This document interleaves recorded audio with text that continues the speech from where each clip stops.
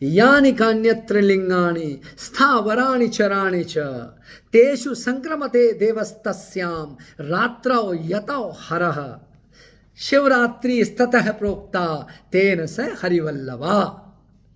शिव पुराण में ये श्लोक वर्णित है जिसके अनुसार महाशिवरात्रि के दिन चर अचर सृष्टि में जहां भी छोटे बड़े जैसे भी भगवान शिव के प्रतीक चिन्ह के रूप में शिवलिंग हैं, उनमें साक्षात स्वयं परम ब्रह्म भगवान शिव समाहित रहते हैं।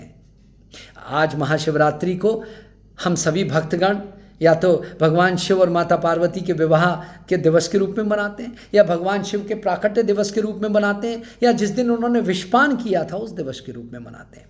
शिव पुराण में सबकी कथाएं हैं, लेकिन एक कथा आती है जिसमें शौनक आदि ऋषि जब पूछते हैं तो सूत जी बताते हैं कि एक बार जब भगवान विष्णु और ब्रह्मा जी के बीच में कौन बड़ा कौन छोटा और कार्य विभाजन को लेकर विवाद उत्पन्न हुआ, तो देवताओं के अनुरोध पर उन दोनों के बीच में अग्निस्तंभ के रूप में भगवान शिव ने अपने आप को प्रकट कर लिया। अनंत अग्निस्तंभ कर्पूर गौरम करुणावतारम संसार सारम भुजगेंद्र हारम सदा वसंतम हृदयारविंदे भवम भवानी सहितम नमानि। गौरवर्ण अग्निस्तंभ के रूप में प्रकाशित कर लिया। और जब ऊपर नीचे भगवान विष्णु और ब्रह्मा जी को छोर नहीं मिला, और जब अंततः हार कर उन्होंने देवादिदेव भगवान शिव की आराधना प्रार्थना की, तब उन्होंने यह प्रसन्न होकर कहा कि महाशिवरात्रि के दिन मैं भगवान शिव के प्रतीक चिन्ह के रूप में चर सृष्टि में कहीं भी शिवलिंग होंगे उनमें साक्षात समाहित रहूंगा। महाशिवरात्रि विशिष्ट त्योहार है। वैसे हम सभी जानते हैं कि हर माह में अमावस्या के ठीक एक पहले की जो डार्केस्ट नाइट होती है, जो अंधेरी रात होती है, चतुर्दशी होती है, उसे शिवरात्रि कहते हैं। इस तरह वर्ष में 12-13 शिवरात्रियाँ आती हैं। लेकिन हिंदू कैलेंडर का जो अंतिम महीना होता है, माह होता है, उसकी जो अमावस्या के पहले वाली जो रात्रि होती है उसे महाशिवरात्रि कहते हैं। वो विशिष्ट दिन है। उसका एक वैज्ञानिक पहलू भी है।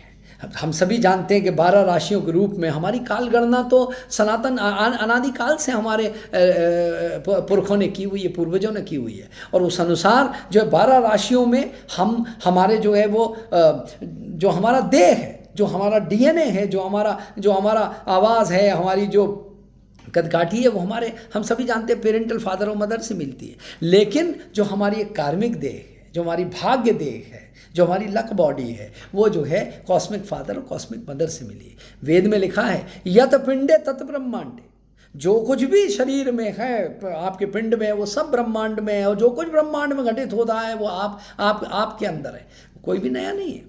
तो ऐसा नहीं हो सकता ब्रह्मांड में कुछ घटित हो और जो हमको प्रभावित ना करे। तो हमारे जो कार्मिक जो देह है उसके कॉस्मिक फादर और कॉस्मिक मदर, कॉस्मिक फादर भगवान सूर्य और कॉस्मिक मदर भगवान चंद्र होते हैं। हमने सूर्याष्टक जब सूर्य की आराधना करते हुए पढ़ा है, उसमें श्लोक है लोहितम रथमारूणम सर्वलोक पिताम्यम सर्व पाप हरम देवम तम सूर्यम प्रणमाम्यम। सर्वलोक के पिता है। और इस दिन महाशिवरात्रि के दिन भगवान सूर्य, जिनकी राशि सिंह है लेकिन वो कुंभ राशि में विराजमान होते हैं, मतलब अपने घर से 180 डिग्री अपोजिट। और जो चंद्र हैं जिनकी राशि कर्क है लेकिन वो अपने घर से 180 डिग्री अपोजिट मकर राशि में होते हैं। मतलब वो दोनों जो है वो बहुत दूर होते हैं। और चूंकि हम सबको पता है 9 ग्रह हैं और हमको प्रभावित करते हैं हमारे कॉस्मिक फादर और मदर के दूर होने से, हमारा जो चक्र व्हील है वो स्वतंत्र हो जाता है। हमारा जो शरीर है वो सबको पता है कि सत्व रजस और तमस गुणों के अधीन होता है। और जो इन तीनों गुणों से स्वतंत्र हो उसे भगवान शिव कहते हैं। और संयोग की बात है कि महाशिवरात्रि वाले दिन इन तीनों गुणों से हम थोड़ा दूर होते हैं, हम शिवमय होते हैं। जो जगत गुरु आदि शंकराचार्य जी ने कहा है कि निस्त्रय गुण्यतया शुद्धत्वात् शिव, जो तीनों गुणों से स्वतंत्र हो वही शिव है। तो हम शिवमय हो जाते हैं क्योंकि हमारे कॉस्मिक फादर और कॉस्मिक मदर दूर हैं। तो हमको मौका मिलता है कि हम जो है वो अपने चक्र को, अपनी ऊर्जा को जागृत कर सकें। और इस दिन विशिष्ट बात यह है कि हम सबको पता है कि जो पृथ्वी जो है वो जो है 21.5 डिग्री जो अपनी एक्सिस पे झुकी हुई है और स्पिन कर रही है, वो सूर्य के चक्कर भी लगा रही है और जो है रोटेट भी कर रही है। और जब रोटेशन होता है यूं तो हमको पता है कि अब केंद्रीय बल सेंट्रीफ्यूगल फोर्स है जो बाहर की ओर लगता है।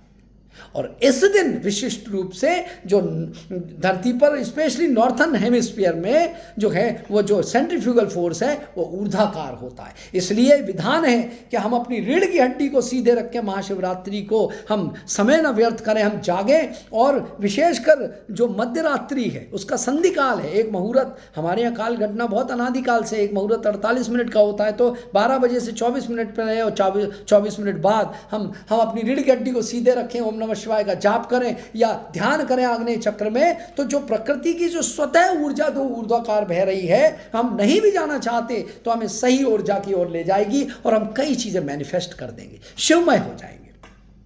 इसलिए महाशिवरात्रि बहुत ही महत्वपूर्ण वैज्ञानिक दृष्टि से भी है और आध्यात्मिक दृष्टि से भी है। और जगत गुरु शंकराचार्य जी ने विष्णु सहस्त्रनाम का भाष्य करते वक्त कहा है कि स्वस्मृति मात्रेण पावयन शिवः, केवल स्मृति मात्र से हम धन्य हो जाते हैं। इसलिए आज महाशिवरात्रि की पुनः आपको शुभकामनाएं। भगवान शिव की जो ऊर्जा है वो सब में समाहित हो, सबको धन्य करे।